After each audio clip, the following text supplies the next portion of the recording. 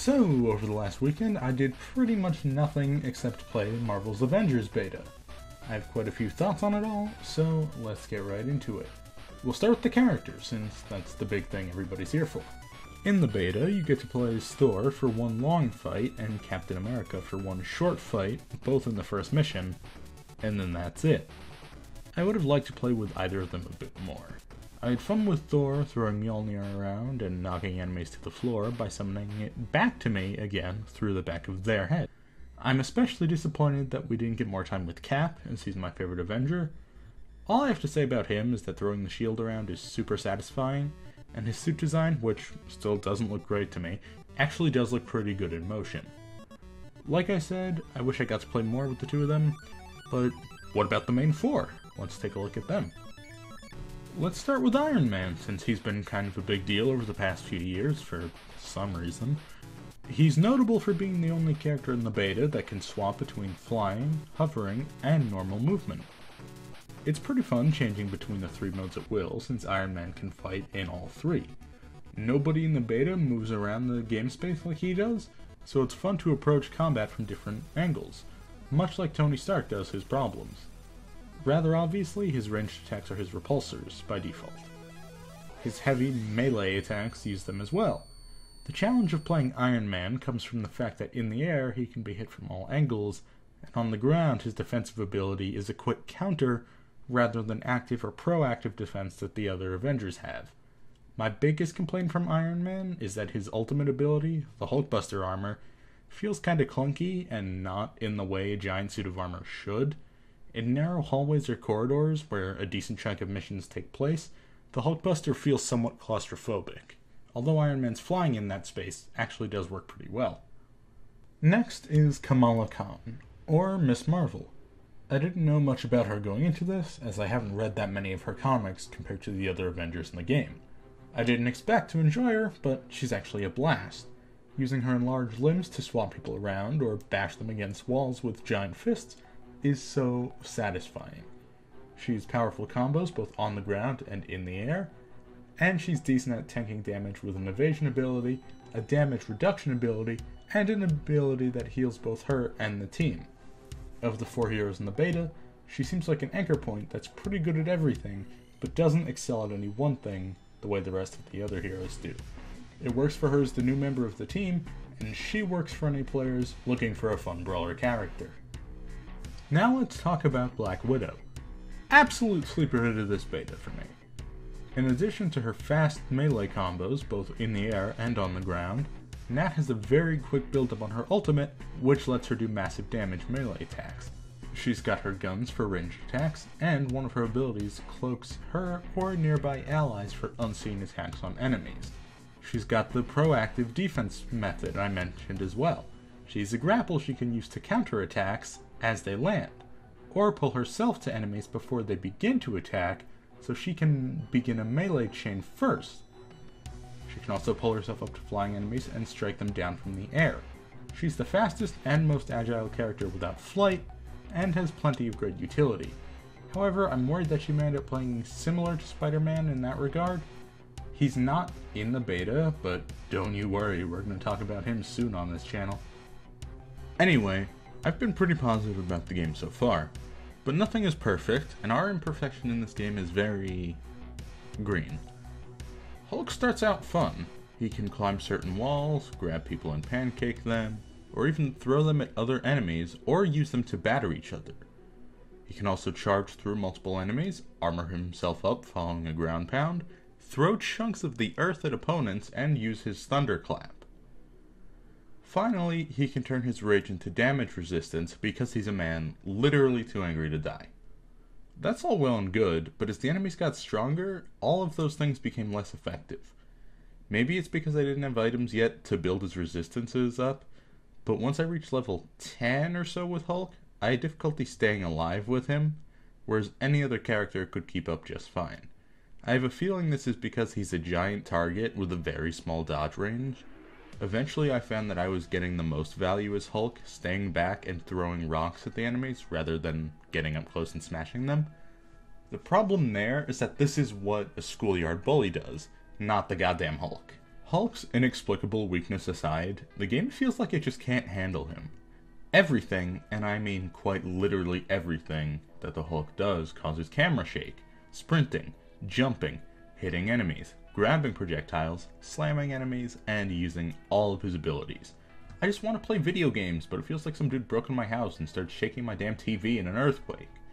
To give Crystal Dynamics credit where it's due, they've been actively addressing all the camera shaking in the game on Reddit and Twitter, and are talking about settings to tone it down at release. Something they've been less clear about, however, is how all of Hulk's abilities have heavy particle effects, and those are lagging out the game pretty hard. See, Marvel's Avengers is a good game graphically, even if the art style isn't your cup of tea. Hulk, Widow, and Miss Marvel all look good to me in this style, while the rest, not so much. But it doesn't always play well. Almost every ability in the game, as well as attacks from the enemies, generate a giant amount of particles. Many also do damage to the environment, which causes more debris, and in turn, more particles. In some missions, the game struggles to keep up. In one instance, when I had both Hulk and the Hulkbuster armor fighting cryo enemies on the screen, I dropped to 23 frames per second. I hope this could be remedied by an option to turn down motion blur as well.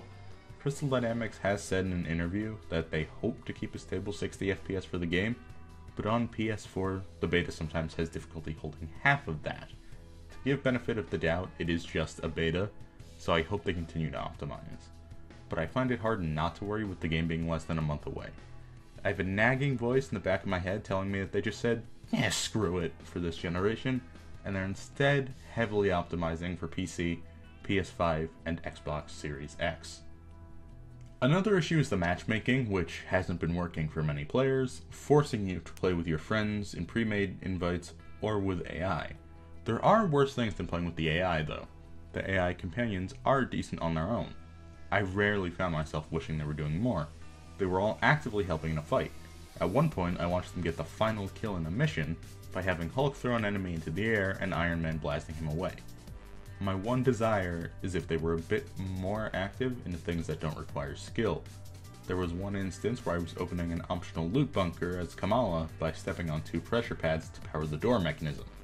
The only AI with me in the mission, Hulk, didn't stand on the other, so I had to do one and then make my way over to the other manually, even though Hulk was standing between the two and just watching me do this. Is that an incredibly minor complaint? Yes. Would it have saved me 20 seconds or so? Also yes. Shifting gears a bit, let's now talk about the progression in the Avengers beta. There's 2 main types of gameplay progression, skills and gear. The skill system is, pretty standard stuff. You play the game, you earn experience, you level up, and get skill points which you use to buy skills and abilities. It's worth noting you get experience during a mission, not at the end, so you can get new skills at any time when you level up. As I touched on earlier, every Avenger levels up and upgrades individually of each other. Gear, however, is a little spooky at first glance, and a lot of the internet was clowning on it a few days before the beta released. Here's how it works. You have a fairly high chance to get gear items from finding strong boxes in the world or defeating strong enemies. It's very rare, but not impossible, to get gear for an Avenger other than the one you're currently playing. That's been my experience so far, at least. I might have just been lucky. Each Avenger has 7 different gear slots, with a predetermined type of gear in each. Some upgrade your stats, while the 3 slots on the right augment your abilities. Each gear slot can also consume some of the resources at the bottom of the screen to upgrade that piece of gear, increasing its stats. The amount of times you can upgrade a piece of gear is determined by its rarity. I never found myself hunting for any of these resources. If I didn't have enough to upgrade the piece of gear I wanted, I would naturally have more than enough by the end of the next mission, without having to actively go out of my way to find them. My question then is, why have all these different resources though? Of all the ones down below, they're all used for crafting, but the fragments resource can also be used for some vendor purchases in the full game. This seems to needlessly complicate things. If it were up to me, it would just be fragments as the only resource. This would have players need to think about which slot's items they want to prioritize, instead of the item from the slot, adding additional thought to your build as you pull it together. Overall, once you wrap your head around all this though, it isn't too bad. If you've played Destiny 2, you won't see anything too dissimilar at all. Unlike Destiny 2, however, gear does not change your appearance in Avengers. There's 3 types of cosmetic content in the Avengers beta: nameplates for your profile during mission select screens, hero emotes, and hero costumes. All of these can be earned in 2 ways. The first is purchased via the market with in-game currency. The market has a few items at a time that rotate every few days. Rotating storefronts are increasingly common in games after having been popularized by games like Fortnite a few years ago. The second is by progressing through an Avengers challenge card, which is basically an Avengers-specific battle pass. For those of you that aren't up to date, a battle pass is a preset list of cosmetics which are unlocked one at a time as you level up the pass by completing challenges or just playing the game. In the case of Avengers, you increase the pass by earning 3 challenge points per level. Challenge points are earned by completing daily challenges, which award 3 each, or by a more difficult weekly challenge, which award 11 each. The challenges are pretty easy, and I found myself completing them by accident without even reading beforehand. My only concern is that each Avenger having their own challenge card, leveling up independently. It could become increasingly difficult for collecting everything and incentivizing purchase for catch-up levels. Now that just about covers most of my thoughts and impressions after spending a weekend playing Marvel's Avengers beta and barely anything except the Marvel's Avengers beta. I can't wait to play more! It isn't the deepest combat in the world, but it doesn't have to be. If I wanted a super in-depth and custom-tailored experience for each hero, they would be individual games, but when you put them all together, they're the Avengers. That's why you play this. To have these beloved characters together and working together in a game like never before, yes, including Ultimate Alliance. Having Hulk throw people for Iron Man to blast, or having Iron Man lift somebody for Kamala to swat them away feels like a scene right out of the movies. It's great fun. The game has those technical issues and Hulk balancing difficulties like I mentioned, but aside from those, there isn't much for me to complain about. I give the beta a solid 7 out of 10. I can't wait for the next beta weekend, let alone full release, which I'll be covering extensively on this channel and on the Rusty Chains Twitch. Until next time, don't forget to spread the happy and stay rusty.